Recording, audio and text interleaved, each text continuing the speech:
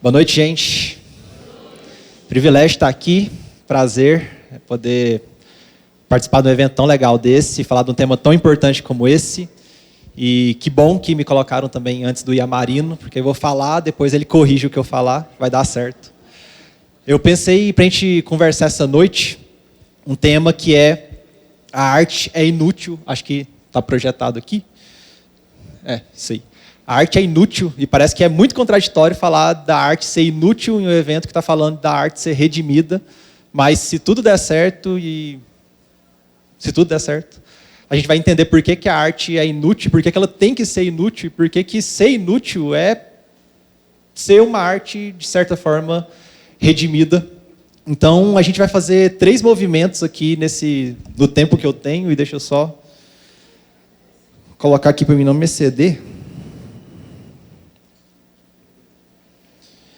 Primeiro eu quero apresentar um problema, que é mostrar por que é um problema, ou pelo menos tentar fazer isso, quando a gente busca na arte uma utilidade, e mostrar que isso é problemático e que sempre quando a gente tenta buscar na arte alguma utilidade do que simplesmente ser arte, isso vai acabar acarretando em algum problema, em algum desvio, em alguma coisa que vai empobrecer, que vai diminuir aquilo que a arte é.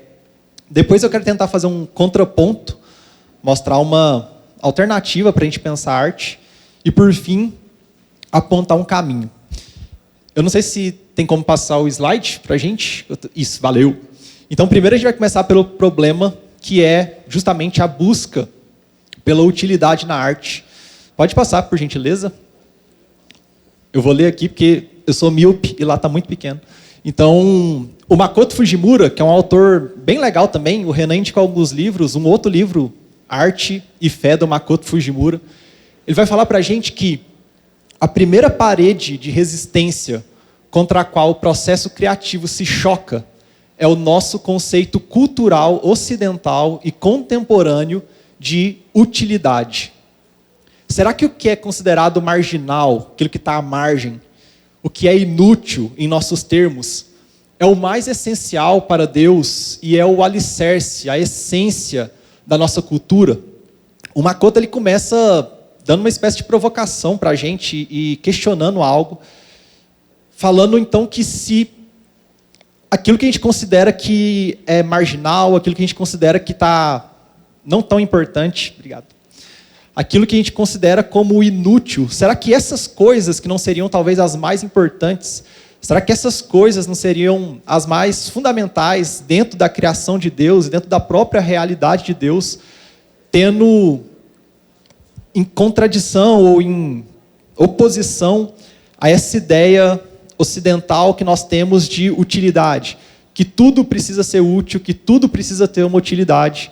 E se tem alguém aqui que é artista, eu imagino que alguns de vocês devem ser artistas, é muito comum a gente ver, sei lá, eu vou falar de mim, assim, eu faço arte urbana, eu pinto alguns muros, e não é raro a gente estar pintando um muro e alguém chegar e falar, cara, por que você está gastando seu tempo, seu dinheiro, sua tarde de sábado, pintando um muro que daqui a pouco, sei lá, vai vir alguém e vai pintar alguma coisa por cima, ou vai vir a chuva e sol e vai começar a desgastar, e aquilo vai acabar, assim. Por que você gasta tempo com isso?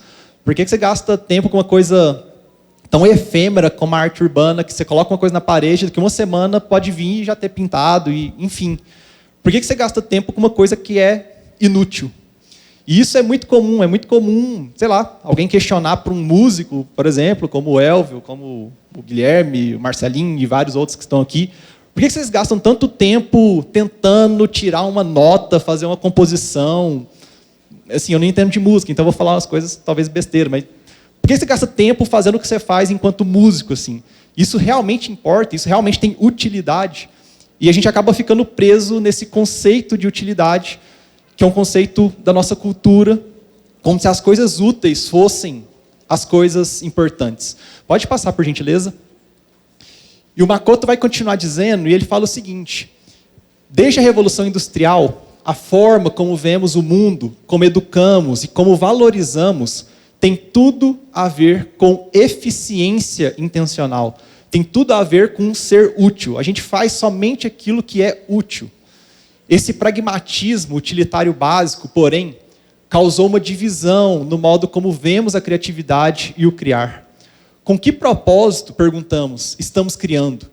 Se a resposta a essa pergunta for, criamos para ser útil, então valorizaremos apenas o que é mais eficiente, o que é prático e o que é industrial.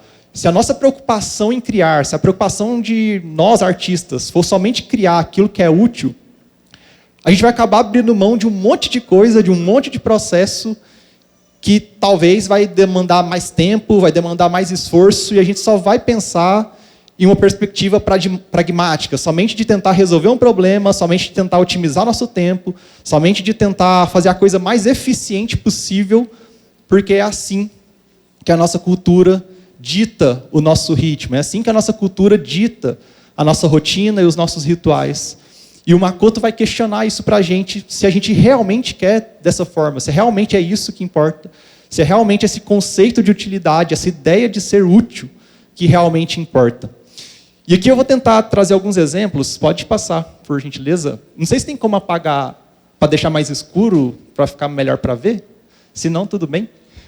Mas tem um autor, que é o Francis Schaeffer, talvez vocês o conheçam, ele vai falar para a gente que ali por volta do final do século XIX, um pouco para frente, aconteceu algo que ele fala que a nossa sociedade, a sociedade ocidental, ela cruzou a linha do desespero. Ele vai usar essa expressão, cruzou a linha do desespero, porque justamente nesse momento onde nossa sociedade ocidental, ela começou a perder os seus referenciais, ela começou a perder aquilo que ela tinha de base, de sólido, e a gente começa a entrar numa cultura totalmente relativista, onde nada pode se dizer que é uma verdade e tudo fica solto, e ele vai então cunhar esse termo, ou pelo menos é ele que usa, que a gente cruzou a linha do desespero. Isso se manifesta, dentre várias outras áreas, na arte também.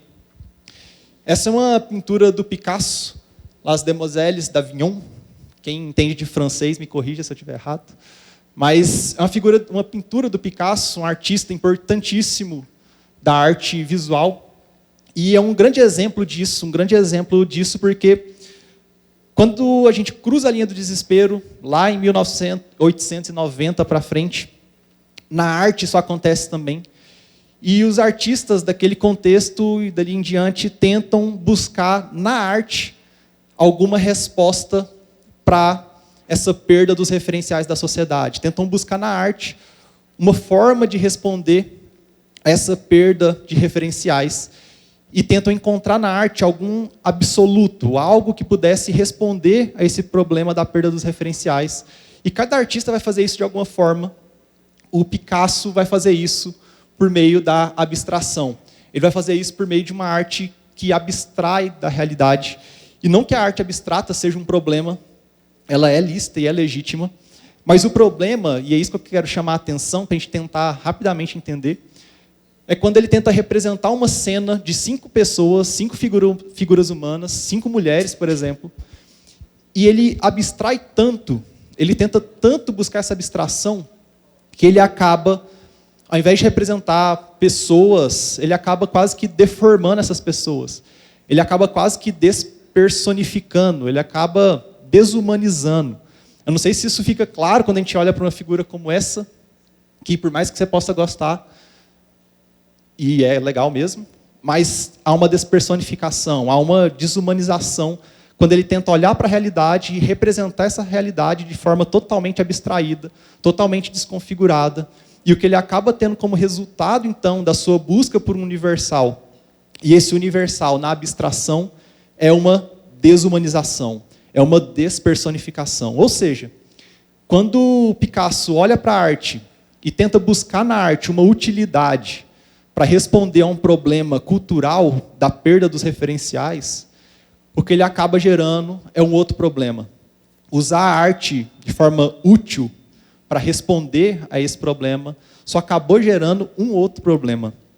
Um outro exemplo, se puder passar, por favor.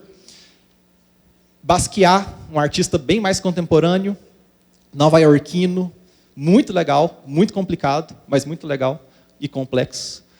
E essa obra do Basquiat, chamada Crowns, coroas em inglês, Quando ele pinta essa obra, é em meio a uma crise que o Basquiat estava vivendo. O Basquiat é um artista nova-iorquino, como eu falei, que teve grande repercussão, grande sucesso, grande fama, e chegou em um momento da sua vida que ele olhou para si mesmo, olhou para a sua arte, e ele começou então a ver que a sua arte nada mais era do que um produto, que a sua arte, o seu trabalho, nada mais era do que produzir algo com algum valor monetário para as pessoas comprarem, negociarem, venderem e dizer umas às outras que ela tinha uma coisa de valor. E é muito louco quando a gente olha para uma figura como essa, que aparentemente é um caos, mas tem algumas coisas importantes aqui. Aqui ele representa uma caveira com uma coroa de espinhos, não sei se está tão visível. E ele faz isso fazendo referência, inclusive, a Jesus. Mas não porque ele gosta de Jesus, mas ele faz isso porque ele quis dizer que, assim como Jesus se sacrificou em função da sua obra e tudo mais, daquilo que nós cristãos cremos, o Basquiat também estava se sacrificando, só que o sacrifício dele era simplesmente para produzir um produto comercial para as pessoas. Tem um outro elemento aqui, que ele coloca um monte de caixinha com um S escrito, que é como se a arte dele valesse a mesma coisa que sal, fosse simplesmente um commodity, simplesmente um produto para ser vendido e comercializado, como se fosse sal. E tem várias outras referências nessa obra dizendo sobre isso, né? Um grito existencial do Basquiat enquanto um artista, quando ele percebeu que a sua arte nada mais era do que algo útil financeiramente falando, economicamente falando. E tem um outro exemplo, também bem mais contemporâneo, de 2016, da banda Baiana System, uma banda que faz bastante sucesso fora do mainstream, e eles têm uma música chamada Lucro. Eu queria que a gente ouvisse um trecho dela, eu não sei se está preparado aí, mas se tiver, por favor, soltem, e depois a gente vai continuar nossa conversa.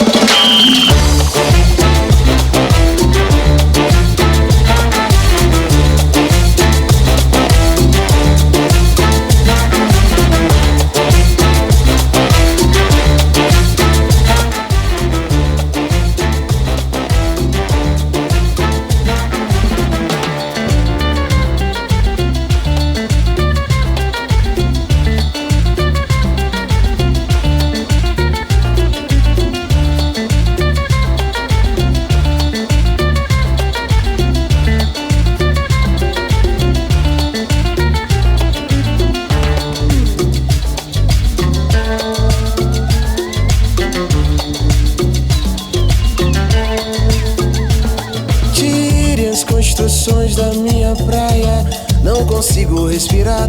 As meninas de mini saia não conseguem respirar. Especulação mobiliária e o petróleo em alto mar. Subiu o prédio, eu ouço vaiar. Eu faço figa pra essa vida tão sofrida, terminar bem sucedida. Luz do sol é minha amiga, luz da lua é minha instiga. Me diga você, me diga o que é que sara a tua ferida. Me diga você, me diga. Lucro, máquina de louco. Você pra mim é lucro. Máquina de louco.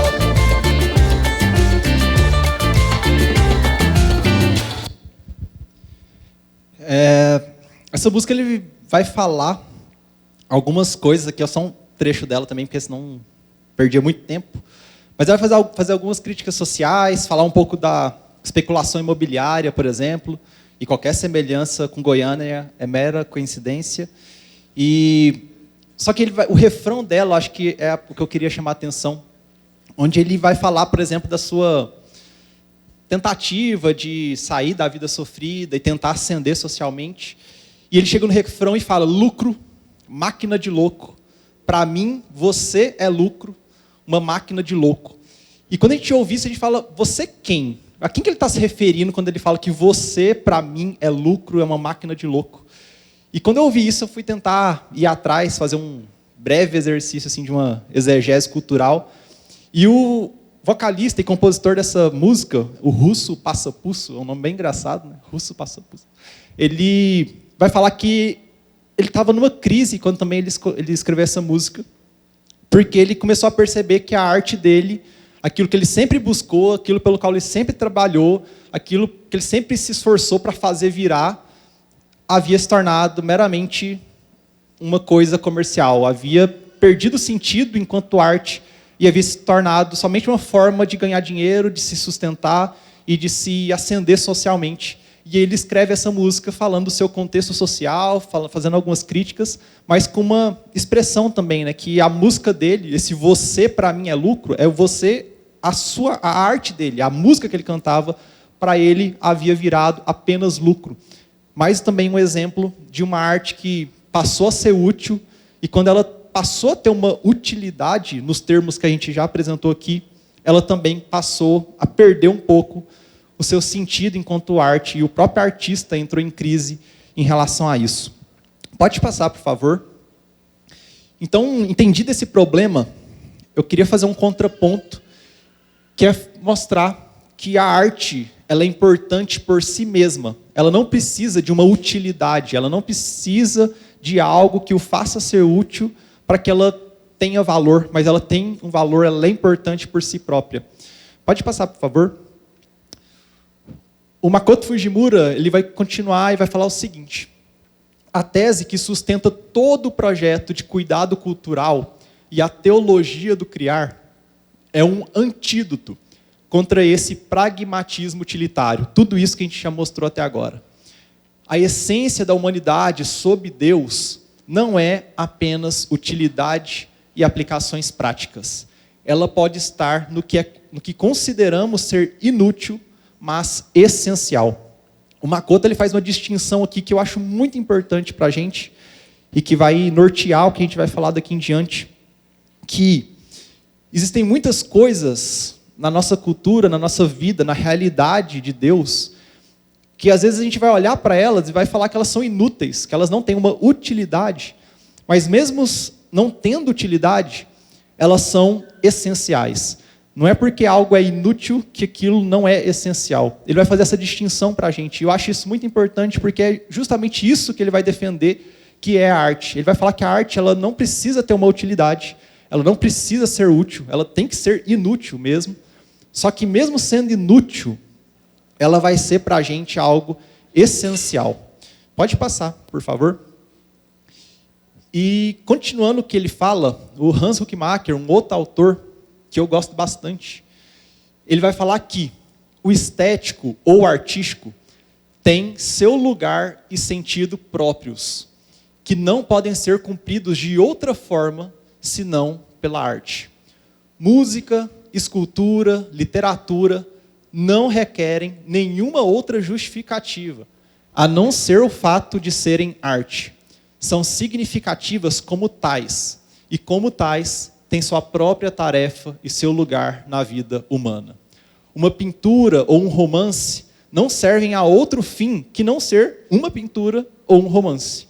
Definitivamente, não se exige que sejam proféticos, didáticos, moralistas, ou o que quer que seja, a fim de serem significativos.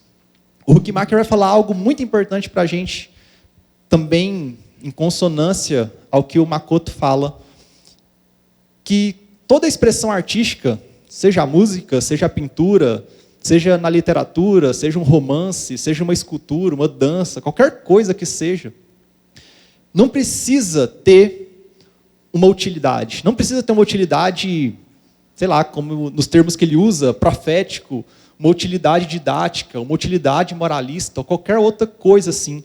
Não precisa ter uma utilidade econômica, uma utilidade política. Basta ser o que é. A arte, ela importa por si mesma, não porque ela é usada para algo, não porque ela é um meio para um fim, mas ela é o próprio fim, que é ser arte, que é enriquecer a nossa vida, enquanto algo que é essencial para a nossa realidade. Então, quando a gente ouve uma música, como a gente acabou de ouvir aqui, acho que vai ouvir um pouco mais daqui a pouco, não tem uma utilidade essa música, não tem uma utilidade de querer nos ensinar algo, ou de querer, sei lá, fazer qualquer outra coisa. Mas ela é importante porque ela é música, e isso basta. Basta ser música, basta ser porque isso é importante para a nossa vida, isso é essencial para a nossa vida. E o mesmo vale para a arte visual, o mesmo vale para o grafite, como eu já falei.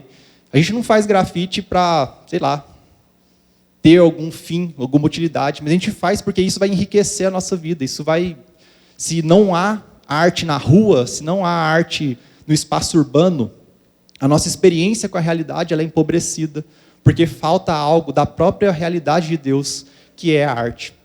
Pode passar, por gentileza.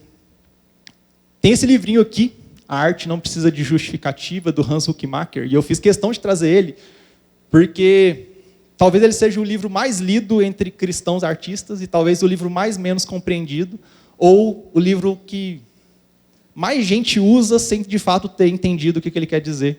Ele é a versão artística de, sei lá, sabe quando tem uma frase assim, coloca, tal coisa, tal, Clarice Lispector, assim, não foi ela que falou isso. Tipo, muita gente fala um monte de coisa sobre arte, coloca na conta do Huckmacher, sendo que não foi, na verdade, ele que disse, ou não foi aquilo que ele quis dizer. E esse livro vai defender algo muito importante, pode passar, por favor, que ele vai falar o seguinte, esse trecho não é do livro, mas é uma ideia que corrobora que, de fato, habituamo-nos com a afirmação: a arte não precisa de justificativa, que é o título do livro, e que muita gente sai falando, a arte não precisa de justificativa, qualquer coisa é arte, podemos fazer de qualquer jeito, e se jogar tinta aqui é arte, e que a arte não precisa de justificativa. E não é isso que o Huckmacher está falando. Isto, contudo, não significa uma pretensa autonomia da arte, como se fosse possível olharmos para um quadro ou lermos um poema sem que nossa sensibilidade e juízo não se contaminassem com os valores que nos são mais caros. Esse aqui é um trecho do Fabrício Tavares de Moraes, no prefácio do Filosofia e Estética, que é um outro livro muito importante, embora muito difícil, que ele vai falar então que a gente se habituou tanto com essa frase, né, com esse título desse livro que se popularizou, de que a arte não precisa de justificativa, e parece que a arte então ela tem um status de autonomia, ou que qualquer coisa que uma pessoa faça e diga ser arte, aquilo parece ser arte, quando na verdade não é bem assim. O que o Huckmacher quis dizer quando ele escreveu esse título desse livro, com esse livreto que ele escreveu, é que a gente não precisa de uma justificativa para produzir arte. A gente não precisa de uma justificativa para que a arte tenha valor. A gente não precisa de uma justificativa para que a arte seja útil. Seja uma justificativa religiosa, seja uma justificativa comercial, econômica, seja uma justificativa política ou de qualquer outra forma. É muito comum, e eu lembro muito, um pouco depois que eu converti, eu sempre gostei muito de desenhar, e eu achava que todo desenho que eu tinha que fazer tinha que ser inspirado na Bíblia de forma literal, assim. Então tinha que representar cenas bíblicas, ou algum salmo, ou Jesus, e eu fazia um Jesus meio doidão, assim, porque eu não queria ser careta, e eu tinha uma justificativa religiosa para produzir arte, como se somente aquela arte fosse válida, como se somente aquela arte fosse glorificar a Deus, engrandecer o nome de Cristo e validar a minha fé. Mas o que o Huckmacher defende, que eu estou tentando defender aqui hoje também, é que a gente não precisa disso, a gente não precisa dessa justificativa para produzir arte. Mais uma vez, porque a arte, por si só, ela tem valor e ela tem importância. Pode passar, por favor. E aí, caminhando já para a parte final, eu queria falar um pouco sobre a produção artística e a sabedoria bíblica como um caminho, então, para a gente entender como que a gente resolve esse problema da utilidade e como que a gente, então, tenta produzir arte sem buscar na arte uma utilidade ou buscar na arte uma justificativa para poder ser produzida. Pode passar. O Igor Miguel, o Igor Miguel não tem nada a ver com arte, mas ele vai falar uma coisa importante para a gente. A dicotomia entre secular e sagrado não existia no mundo bíblico. Todo ato tem consequências religiosas e parte de um entendimento religioso da realidade. a vida com as pessoas era, no mundo bíblico, ao mesmo tempo, a existência na presença de Deus. Isso aqui, quando eu li, foi tipo aquelas coisas que a gente lê, tipo, puff, explode a cabeça assim, porque a gente vive muito embora já está um pouco superado isso, mas uma ideia de coisas seculares, coisas sagradas, música do mundo, música da igreja, aquela visão dicotômica que muita gente vem trabalhado para tentar romper com isso. E quando eu li isso do Igor Miguel, eu achei sensacional, porque ele vai falar para a gente que no mundo bíblico, o povo hebreu, essas categorias de secular e sagrado não existiam lá. E obviamente que não, porque secular é uma ideia bem mais recente, mas não existia essa distinção entre coisas sagradas e coisas não sagradas. Para um hebreu, tudo da sua vida, tudo da sua existência era sagrado, porque ele tinha consciência de que tudo que estava diante dele era a realidade do próprio Deus, era a realidade criada e sustentada pelo próprio Deus. Então tudo aquilo que ele fazia, seu trabalho, suas relações, toda a sua existência era uma existência sagrada. É curioso que a gente não vê na Bíblia assim, uma coisa que a gente, contemporaneamente, tenta fazer muito, que é, como a gente, sei lá, faz conferência para a glória de Deus, como a gente trabalha para a glória de Deus, como a gente estuda para a glória de Deus, e aí começa a sair um monte de livro trabalhando para a glória de Deus, estudando para a glória de Deus, fé e trabalho, fé e arte, fé e não sei o quê, fé e não sei o quê.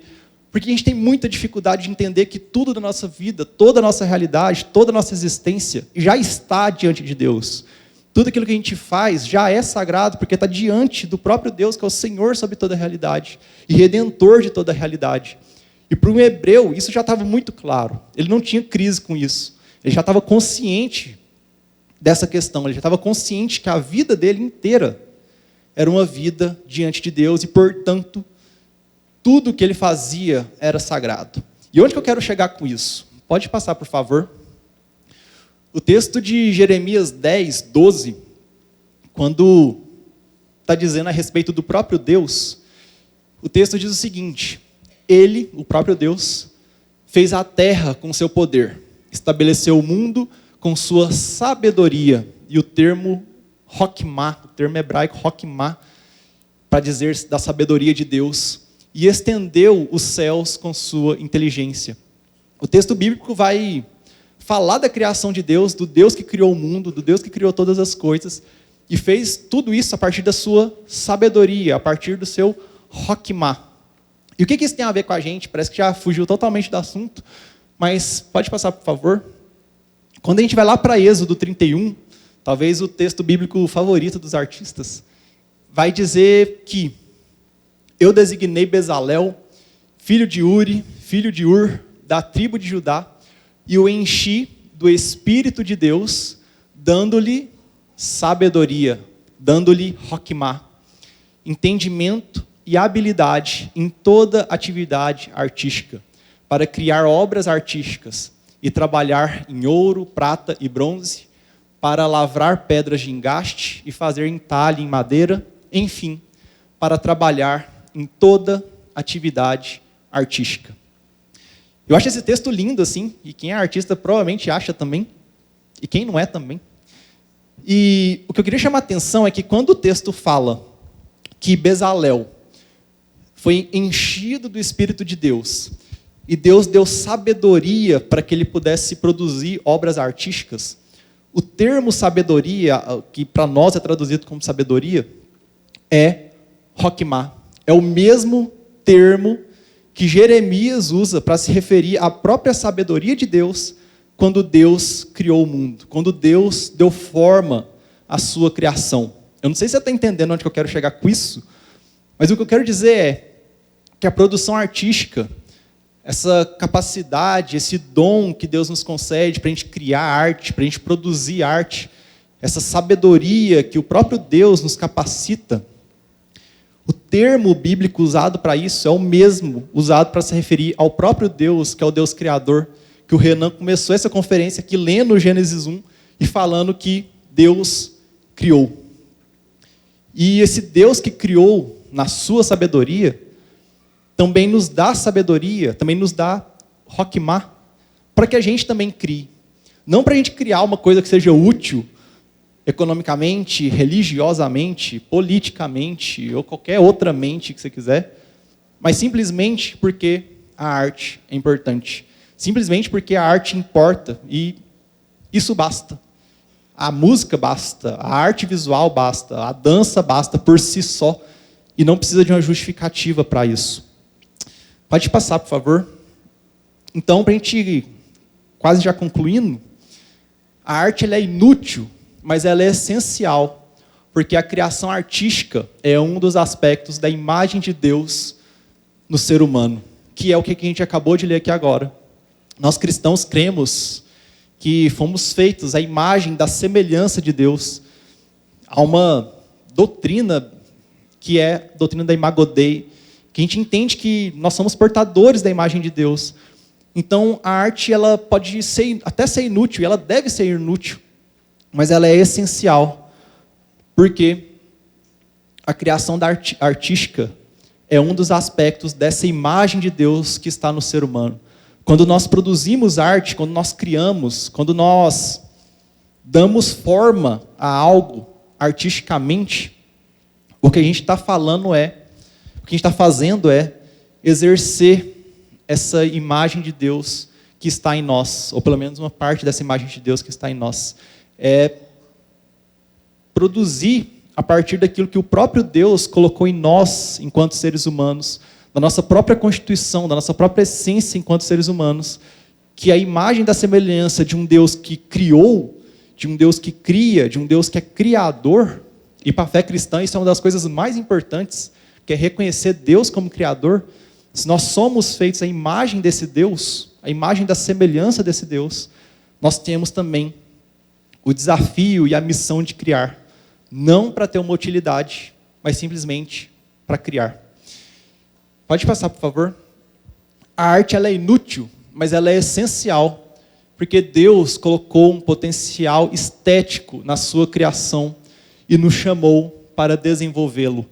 Gênesis 2,15, também um dos textos mais belos das Escrituras para mim, que é quando Deus fala que colocou o ser humano no jardim e deu uma incumbência para que esse ser humano cultivasse e guardasse esse jardim.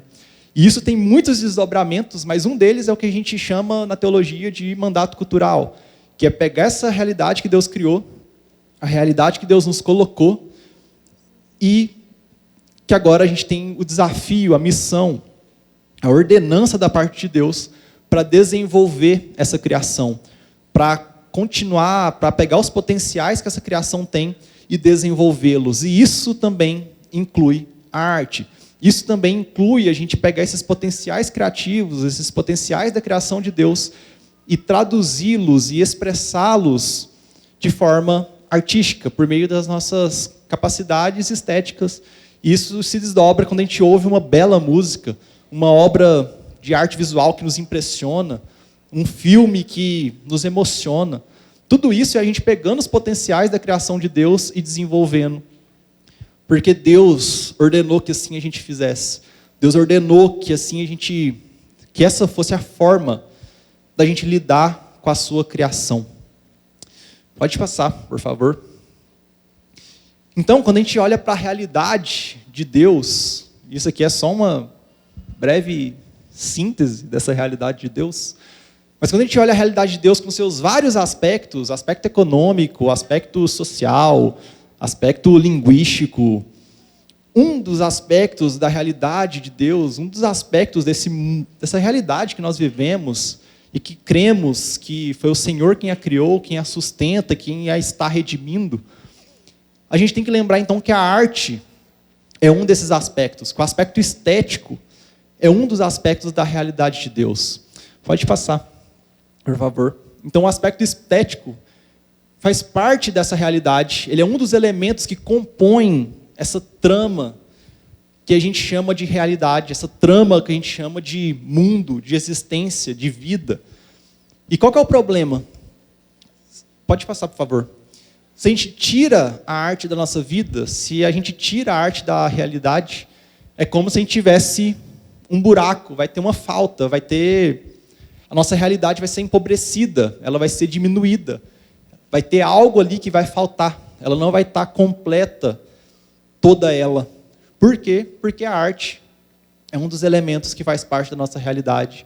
Porque sim, aprove a Deus fazer. Aprove a Deus criar um aspecto estético, criar uma coisa chamada arte, e nos dar o trabalho e a vocação e os dons para desenvolver isso, para que a realidade, para que a nossa experiência na realidade fosse enriquecida. E toda vez que a gente, então, abre mão da arte, toda vez que a gente para de produzir ou tenta simplesmente buscar uma utilidade, buscar uma forma da arte ser útil e tentar justificar a arte de forma útil, assim, com alguma utilidade, e não porque a arte é boa por si só, é importante por si só, o que a gente está fazendo é reduzir a nossa realidade, empobrecer a nossa realidade. Pode passar, por favor? E eu queria finalizar com essa frase do Hans Huckmacher, e levantando a bola para o Yamarino fazer o gol depois. O Huckmacher vai falar o seguinte, e aqui, artistas, ouçam, o artista não pode esperar, na realidade, ninguém pode, o mundo ser renovado, a crise ser solucionada, os novos princípios culturais serem desenvolvidos. Temos de participar da vida agora. O espírito do anticristianismo, da desumanização e do desespero prevalece desde a vanguarda das artes. O Huckmacher finaliza, e eu queria finalizar essa fala, com uma exortação aos artistas, a nós artistas, de que a gente não tem que ficar perdendo tempo e esperando o mundo ser transformado, as coisas serem redimidas, o mal ser tirado para a gente começar a produzir nossa arte. A gente precisa se envolver com o mundo no aqui e no agora. Não é esperar Cristo voltar e restaurar todas as coisas para a gente começar a produzir. É justamente o contrário, é começar a produzir agora, nesse mundo caído, quebrado, distorcido que a gente tem, justamente para que a nossa arte, sendo feita a partir de uma visão de mundo bíblica, isso não necessariamente é representar coisas bíblicas, mas que a nossa arte, ela aponte para a nova criação. A arte aponte para a redenção que Cristo está fazendo, para a obra redentora de Cristo, que será consumada um dia, e nós cremos que será. A gente cantou agora há pouco da nossa esperança. Então, o chamado para nós artistas não é produzir arte para ela ter alguma utilidade, para ela, sei lá, nos dar dinheiro, ainda que possa, ou para ter alguma justificativa religiosa, ainda que comunique fé, ou ter alguma justificativa política, ainda que seja quase impossível fazer uma arte que não tenha, no sentido mais amplo do termo, uma conotação política. Mas é produzir arte, porque a arte enriquece a nossa vida, porque a arte faz parte da criação de Deus. E a gente precisa fazer isso agora, hoje, para que isso aponte para a nova criação, para que isso mostre, nesse mundo caído que nós vivemos, corrompido pelo pecado, brechas de esperança, frestas de esperança, para que Cristo nos use, fazendo algo que é inútil, mas que é essencial, para apontar para a própria obra de Deus, que é um Deus criador, e para a própria obra de Cristo, que é um Cristo redentor. Então, esse é o chamado para nós, é entender que a gente não precisa justificar a arte enquanto o porquê de fazê-la, que a gente tem que fugir dessa ideia ocidental de pragmatismo e de utilidade, mas a gente tem que produzir arte, porque a arte é importante para a realidade criada por Deus. A arte é um elemento da própria criação de Deus. E a gente tem que fazer isso hoje, a gente tem que fazer isso agora, e não ficar esperando o mundo ideal, porque isso só vai acontecer quando Cristo voltar. E até lá, a gente vai apontando para essa volta, para essa redenção, produzindo beleza, enriquecendo o nosso mundo com arte, com beleza, com significado, um mundo tão sem significado como o nosso. Então esse é o nosso desafio, espero ter ajudado, de ter feito sentido, e a gente encerra por aqui, daqui a pouco vem o Guilherme, e depois acho que vai ter um momento para a gente conversar um pouco mais. Mas é isso, gente, obrigado, que Deus abençoe vocês, e que tenha feito sentido. Tendo dúvidas, a gente conversa depois. Valeu!